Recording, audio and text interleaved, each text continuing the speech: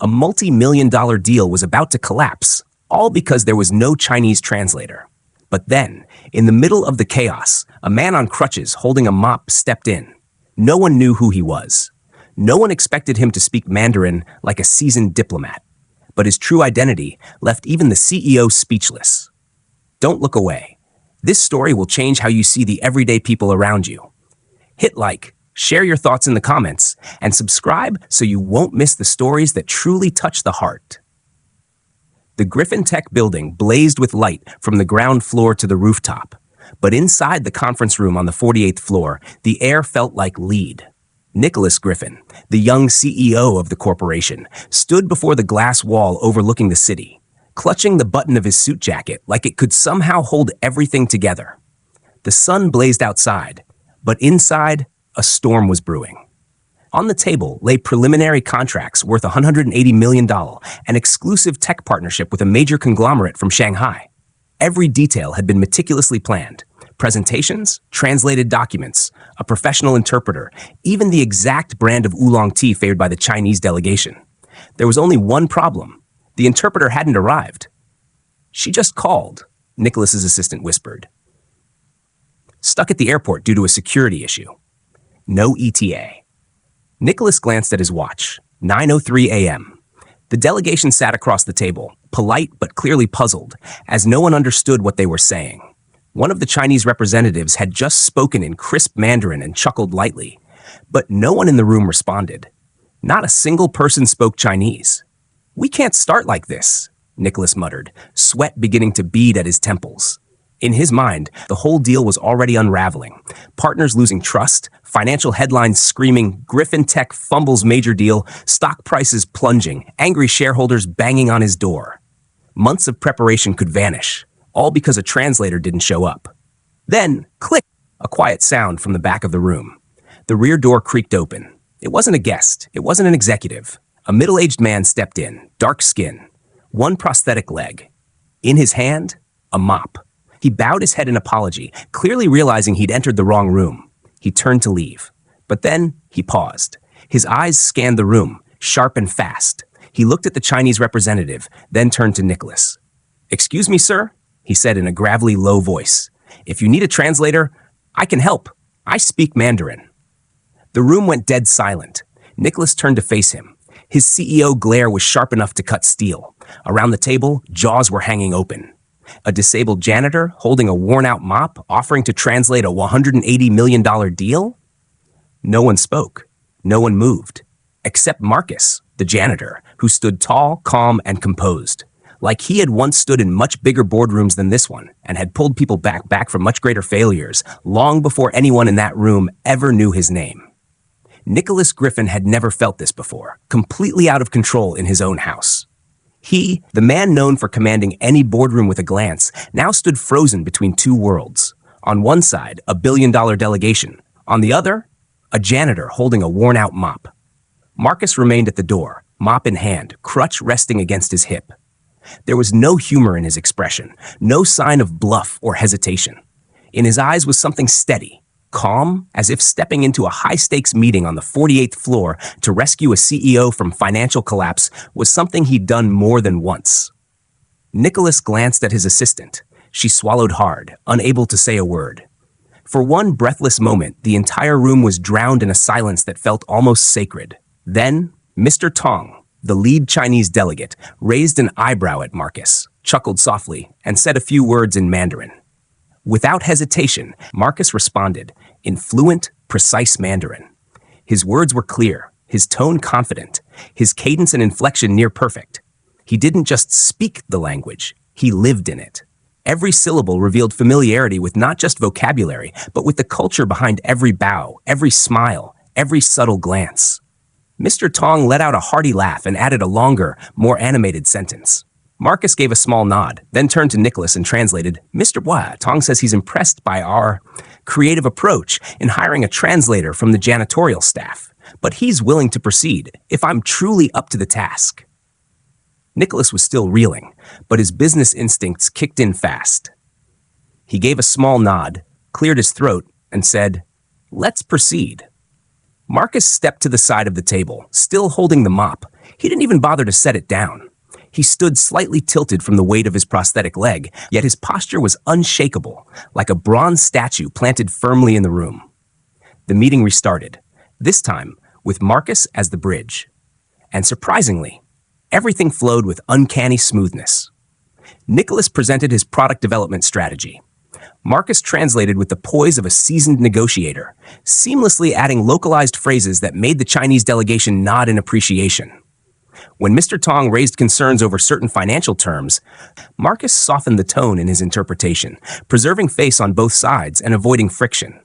It was as if he wasn't just translating words, but guiding the emotion, the rhythm, and the relationship between two corporate giants. Nicholas watched him carefully, eyes locked. How could a man like this, sharp, diplomatic, composed, be pushing a mop for a living? And why had no one at the company known anything about him? Then, clack! A faint sound at Marcus's feet. The mop had slipped from his hand. He bent down, picked it up, muttered a quiet apology, and continued translating as if nothing had happened. But for Nicholas, that moment hit like lightning. For the first time in his career, he realized, maybe brilliance doesn't always wear a suit or sit in the corner office. Sometimes it holds a mop and only steps into the light when the world is too tangled to untie itself. After 2 intense hours, the meeting ended with a polite round of applause from the Chinese delegation. Though no formal contract had been signed, the preliminary terms were agreed upon. CEO Nicholas Griffin exhaled slowly, relieved, but his eyes remained fixed on the man now gathering a handful of scribbled notes, still holding the mop as if it were an extension of his arm. Marcus offered a slight bow and said something in Mandarin that made Mr. Tong burst into laughter. No one else in the room understood the words, but the look on the Chinese team's faces was clear. Genuine respect. As the guests began to file out, Nicholas stood still, watching them disappear through the glass doors, then turned to Marcus. Where did you learn Chinese? Nicholas asked, his voice low but laced with curiosity. Marcus just smiled. Somewhere people don't trust Google Translate. Then, with the same quiet dignity, he leaned into his crutch and walked out of the boardroom, leaving Nicholas standing there, his mind spinning like a turbine. Without missing a beat, Nicholas stepped into the hallway and motioned to his assistant. Get HR, now. I want everything we have on Marcus, the janitor from the first floor, work history, education, prior employment, everything. An hour later, the assistant returned, holding an unusually thin folder. There's not much, sir, she said. He's not technically an employee. He's on a temporary contract through a third-party cleaning service. No college degree, no notable job history, just general labor roles. Nicholas took the file and flipped through it. Just a few lines. Name, Marcus Brown. Age, 56. Title, janitorial, night shifts, 7 months ago. Residence, sub-basement, utility wing. Nicholas frowned. The basement? The assistant nodded. He asked to stay in an empty room below the maintenance wing, said it was easier for him to move around with his injured leg, and that he didn't want to inconvenience anyone. A strange feeling stirred in Nicholas. A night shift janitor with no formal education, living under the building, yet translating Mandarin with near-government precision? And more than that, his poise in front of an international delegation hadn't wavered once. That kind of presence didn't come from a few online courses.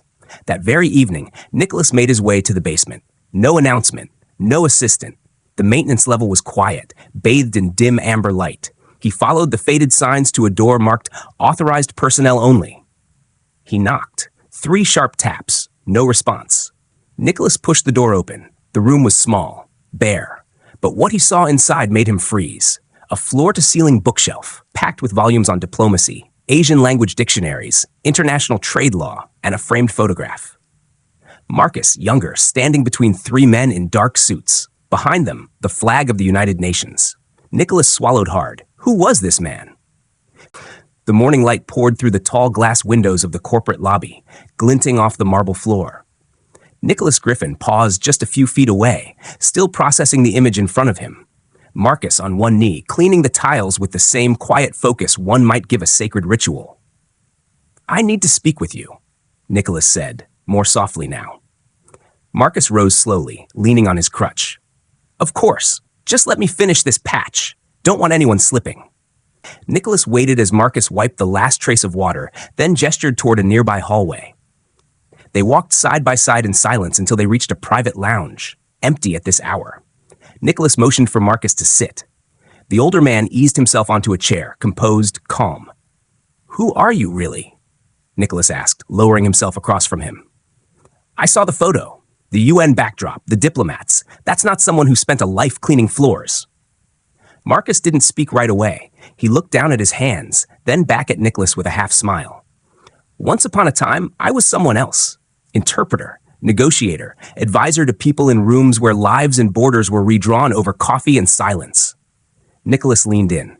"Why leave all that? Why disappear?" "Because some things are louder than titles," Marcus replied. "Loss, regret, a mistake that cost more than I was willing to carry. I left before the weight broke me." Nicholas was quiet for a long moment. The question burning in his mind finally surfaced. "Why come here? Why now?" Marcus's eyes softened. "Because sometimes, even those who disappear need a second chance to matter, even if it's just by mopping the floor in a place where the next big thing might happen." The room stayed still, holding a silence too full to break. Nicholas stepped closer, his voice dropping. "I saw your room and the photo."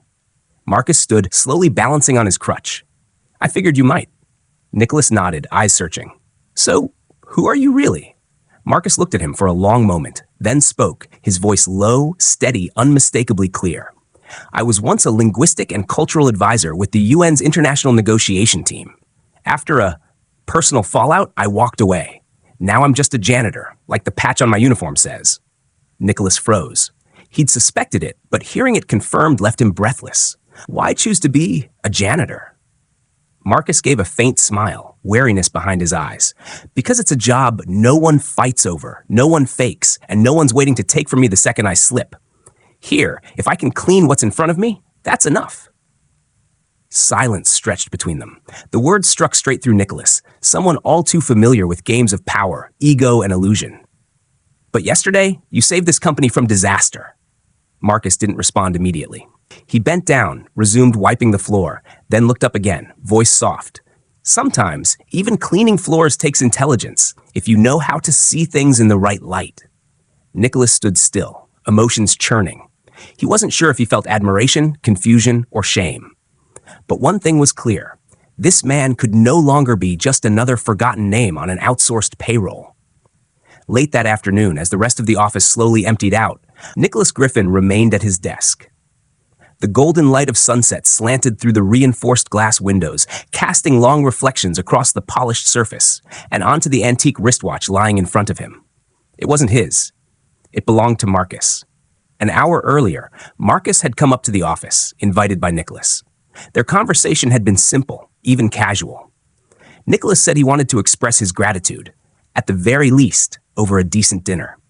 Marcus declined. But just before leaving, he removed the watch from his wrist and placed it on the table, as casually as handing over a worn book.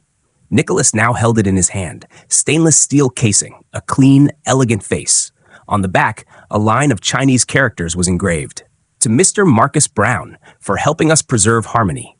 Beijing, 2010. Nicholas stared at it, thoughtful. Preserve harmony? In 2010, that had been one of the most fragile periods in U.S.-China relations, when high-stakes trade talks teetered on collapse. He vaguely remembered reading an old economic brief referencing an unnamed American advisor who had intervened unofficially, helping both sides save face and avoid a crisis. The press at the time had dubbed the figure the Invisible Hand. Now, the hand didn't seem so invisible anymore. He looked at Marcus, now seated across from him, one hand resting lightly on his crutch, the other still gripping the mop like second nature. "You were the Invisible Hand?" Nicholas asked, unable to hide the awe in his voice. Marcus didn't nod, didn't shake his head. He just shrugged, a faint smile playing at his lips. Sometimes history only needs to remember the outcome, not the name. Nicholas set the watch gently back on the table. "But if you're that good, why not teach? Consult? Start your own firm? A man like you could make millions, maybe more than me." Marcus was quiet. His gaze drifted through the glass, out toward the street below, where the light was fading into evening.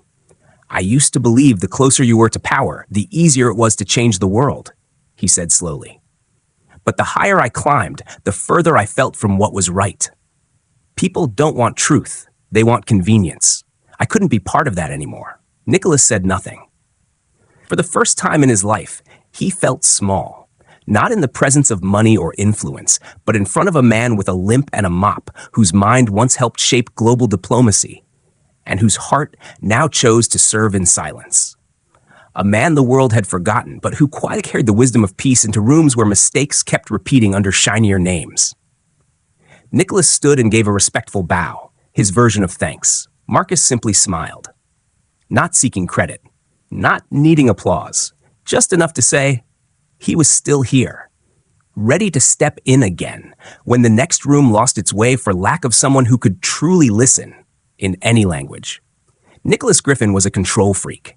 He didn't believe in gut feelings, and he certainly didn't trust anything that came too easily.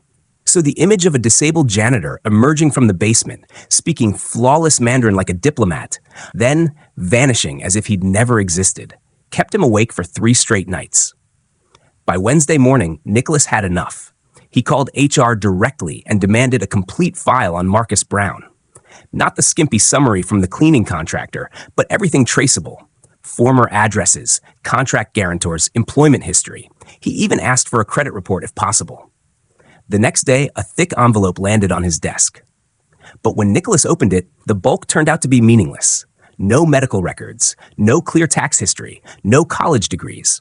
Even the emergency contact section was blank. Every critical detail was replaced with vague terms, unverified. No response, no records available. Nicholas frowned. A man existing in the modern world without leaving a trace? That was something only spies managed to pull off. Immediately, he asked IT to retrieve surveillance footage from the past 7 months, since the moment Marcus was hired.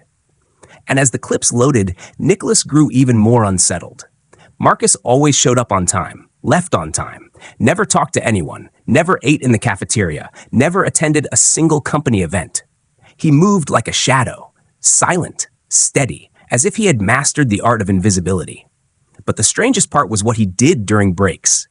In footage from the auxiliary room on level B2, Marcus could often be seen sitting alone, back against the wall, reading books. East Asian Negotiation Strategies, South China Sea Diaries, 1979, Face and Identity in Modern Chinese Society. Not novels, not comics, just dense academic material. Every 15-minute break, eyes locked on the page, unblinking. Nicholas leaned back in his chair.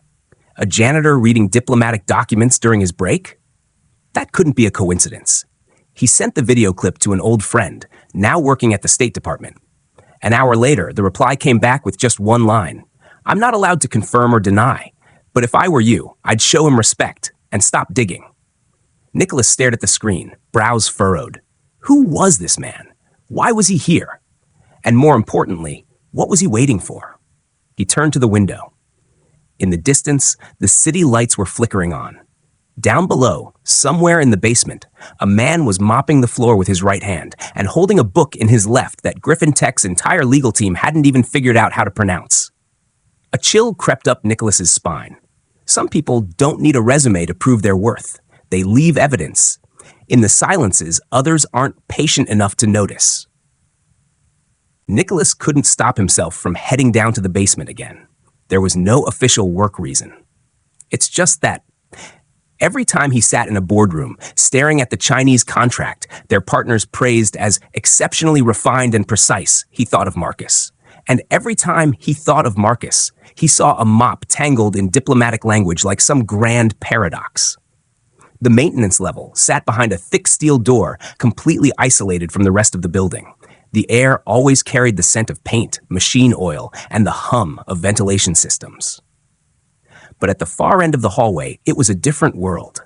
A small room with makeshift soundproofing on the walls and a handwritten sign taped to the door. Authorized personnel only, cleaning supplies. Nicholas knocked gently. This time, Marcus opened right away. Well, it's you again, he said, not the least bit surprised. Come in. The room was no more than 200 square feet, yet packed with books. Piles stacked waist-high, neatly categorized by language and subject. Asian etiquette, Chinese history, global economics, decoding body language. No computer, no TV, just shelves, a battered yellow desk lamp, and a teapot steaming quietly. Nicholas reached for a red hardcover. Bargaining and Face, Unofficial Negotiation Strategies in East Asia. Marcus offered him a seat on a folding chair. Tea? Yes, thank you, Nicholas replied, still a little dazed. How did you get all of this? Piece by piece, Marcus said with a shrug. When you don't have a TV, everything else ends up being books. Nicholas looked around. In one corner, a black and white photo showed a young Marcus standing beside an Asian man in military uniform, the two shaking hands during a formal ceremony. The man next to me was the Chinese deputy ambassador in Geneva, Marcus said, answering the unspoken question. I was a senior interpreter for the U.S. delegation. My job was to make sure language didn't become ammunition. Nicholas fell silent. Why did you walk away from all that? Marcus took a sip of tea. When the truth you speak gets twisted, exploited, turned into a weapon that betrays your own beliefs, you start to ask yourself, who am I really serving? Nicholas gave a slow nod. He wasn't a sentimental man, but those words hit the softest spot in his mind, the place where he quietly questioned the very things he was helping build. Do you regret it? He asked. Marcus thought for a moment. No, I find more purpose wiping away real dirt than scrubbing at a polished lie framed in money. A long silence stretched between them. The teapot was nearly empty. The warm yellow light washed over the face of a man who had lived in two worlds and now stood quietly between them.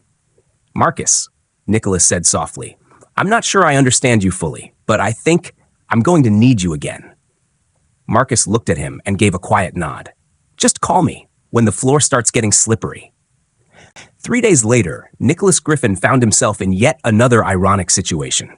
A Chinese delegation, this time from an autonomous province in the south, made an unexpected visit, bringing a proposal for a telecom technology partnership. They weren't a scheduled partner. They came because they'd heard about the young American with an unnamed advisor who speaks Chinese like honey. Word had spread faster than Nicholas anticipated. And ironically, the interpretation team wasn't prepared. The only available interpreter specialized in medical terminology, clueless when it came to commercial language or delicate political nuance. Nicholas could think of only one name, Marcus. When Marcus walked into the boardroom, still in his janitor's uniform and leaning on a crutch, the delegation looked momentarily surprised. A few covered their mouths to stifle laughter, but no one dared utter a word once he began speaking, short, precise, and unbelievably fluent. This time, Nicholas paid closer attention. It wasn't just translation. Marcus adjusted tone, moderated pacing, even slipped in subtle cultural cues at just the right moments to make the listeners feel at ease.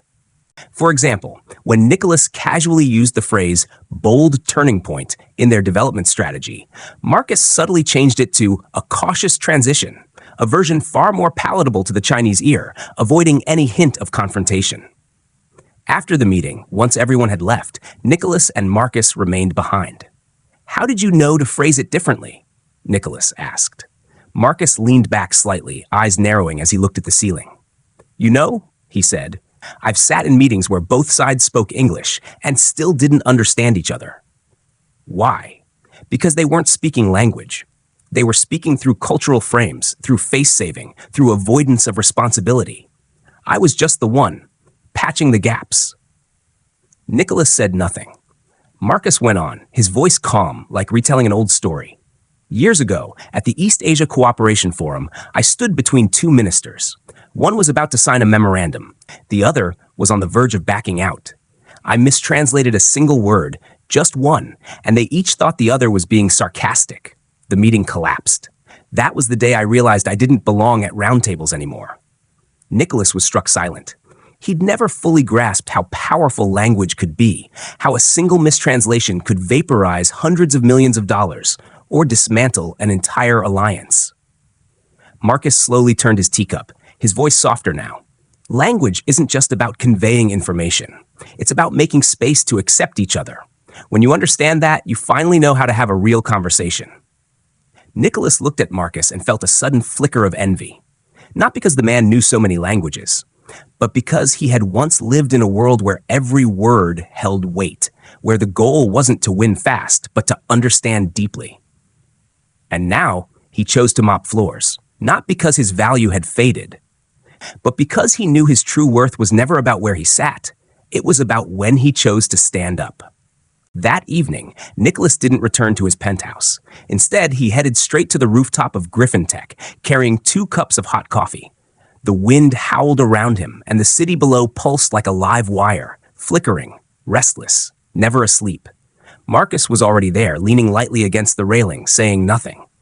Nicholas handed him a cup and stood beside him, silent for a few minutes before speaking. "Do you have any regrets?" "About what?"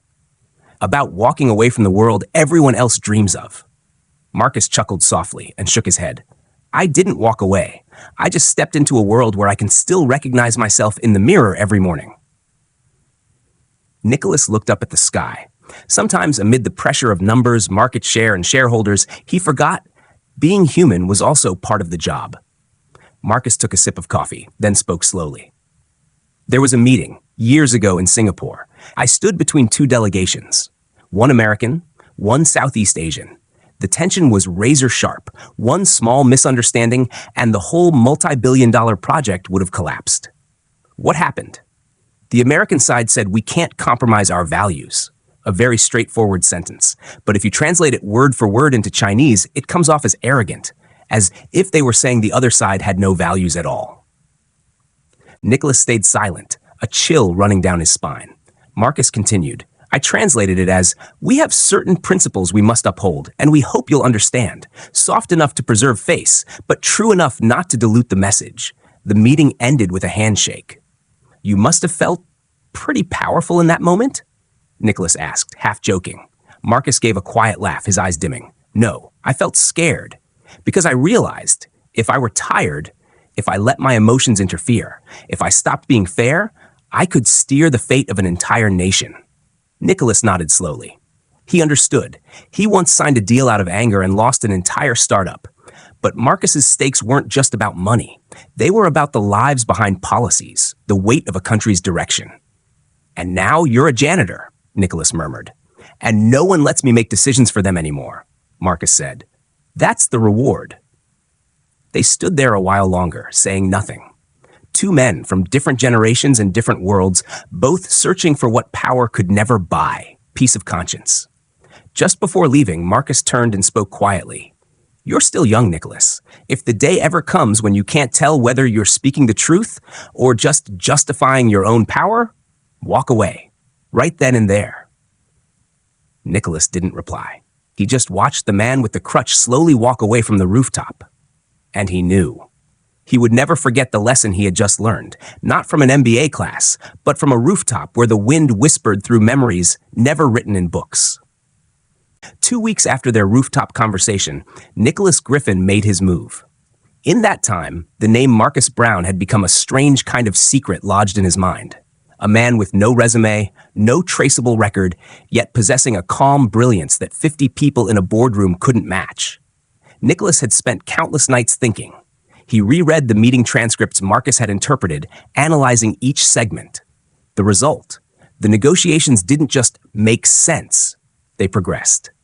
Trust had started to form, and in the world of international business, that was rare. Finally, Nicholas made a decision. He would invite Marcus to join as senior strategic advisor for foreign affairs. Not for appearances, but for vision.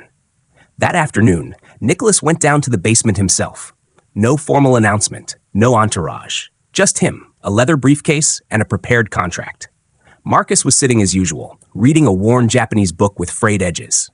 When he saw Nicholas enter, he simply looked up and gave a small nod. "Mr. CEO," he said, half teasing. Nicholas didn't waste words. "I want you on the leadership team. Strategic advisor for international affairs, your own office, a salary worthy of your talent." Marcus set the book down, silent. His face showed no surprise. Maybe he'd known this moment would come. "I can't accept," he said, his voice as soft as a page turning. Nicholas frowned. "Why? You know we need you. You know I'd do anything to keep you."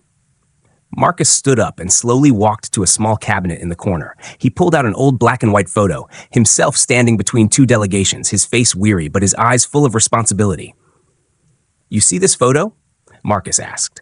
Nicholas nodded. "That day, I translated every word perfectly, not a single syllable wrong. But I knew, the moment it was over, both sides would use that memorandum as ammunition in their shadow wars. I couldn't stop them. and I stayed silent. Marcus turned and looked Nicholas straight in the eyes.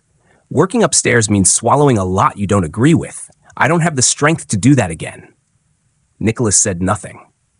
No argument could sway a man who had once stood at the crossroads of conscience and power. Marcus stepped forward and placed a thin stack of papers in Nicholas's hand. This is a comprehensive analysis of long-term partnership strategy with East Asia. Handwritten. No computers involved. Use it. No need to put my name on it. Nicholas took the pages. The ink was still slightly damp. The handwriting was sharp, concise, and rich with insight. "Thank you," he said, almost in a whisper. Marcus smiled, returned to his chair, and picked up his book again. The warm yellow lamp lit his salt and pepper hair and the mop leaning quietly against the wall. Still standing, still silent, just like him. Nicholas stepped out and gently closed the door behind him. From that day on, whenever something went wrong in the boardroom, people would wait for the janitor who speaks 8 languages to walk in. But Marcus didn't come anymore. He still mopped the floors, only when no one needed him. And he only stepped in when no one else was quiet enough to listen.